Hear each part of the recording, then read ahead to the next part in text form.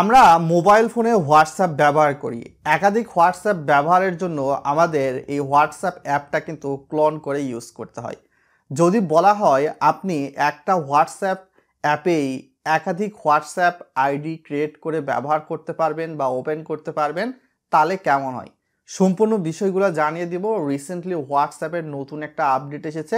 সর্বোচ্চ বা সর্বনিম্ন কতটা আইডি ব্যবহার করতে পারবেন, ইনফরমেশনগুলো জানতে অবশ্যই ভিডিওতে লাইক করে সম্পূর্ণ বিষয়গুলো জেনে নিন। দেখতে পাচ্ছেন উপরের দিকে 3 ডট নামে কিন্তু একটা অপশান রয়েছে। একদম যদি ডান দিকে দেখেন তাহলে দেখতে পাবেন 3 ডট, এখানে প্রেস করে সেটিংস নামক একটা আইকন চলে আসবে।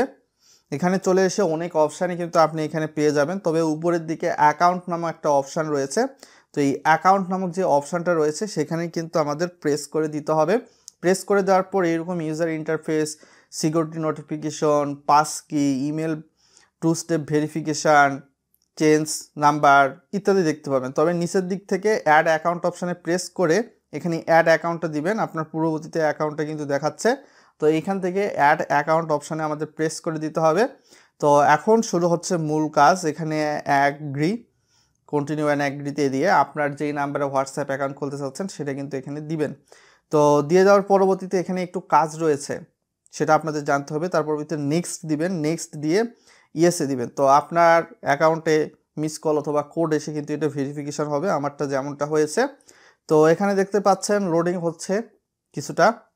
তার পরবর্তীতে এটা কিন্তু অটোমেটিক্যালিভাবে অ্যাক্টিভ হয়ে গেছে। এখানে আপনি আপনার নামটা দিয়ে দিবেন। আপনি চাইলে এখান থেকে আপনার গ্যালারি কিংবা ক্যামেরা থেকে সরাসরি আপনার যে ছবিটা রয়েছে ছবিটাও কিন্তু দিয়ে দিতে পারেন। আমি দিয়ে দিচ্ছি।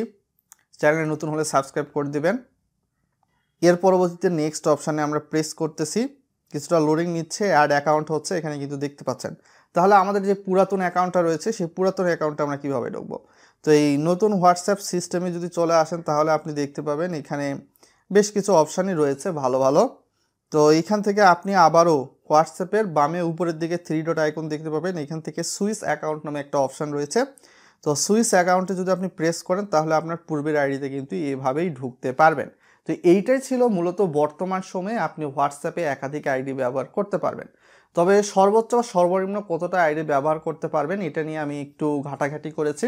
তো আমি এখান থেকে সরাসরি আবারও ওই অ্যাকাউন্ট অপশানে চলে গেছি সেটিংস। তো এখানে যে দেখতে পাচ্ছেন ওই রিমুভ নাম্বার কিন্তু দেখাচ্ছে, অর্থাৎ বোঝা যাচ্ছে একটা হোয়াটসঅ্যাপ অ্যাপে একসাথে সর্বোচ্চ 2টা অ্যাকাউন্ট খুলে ব্যবহার করতে পারবেন, 2টার বেশি না।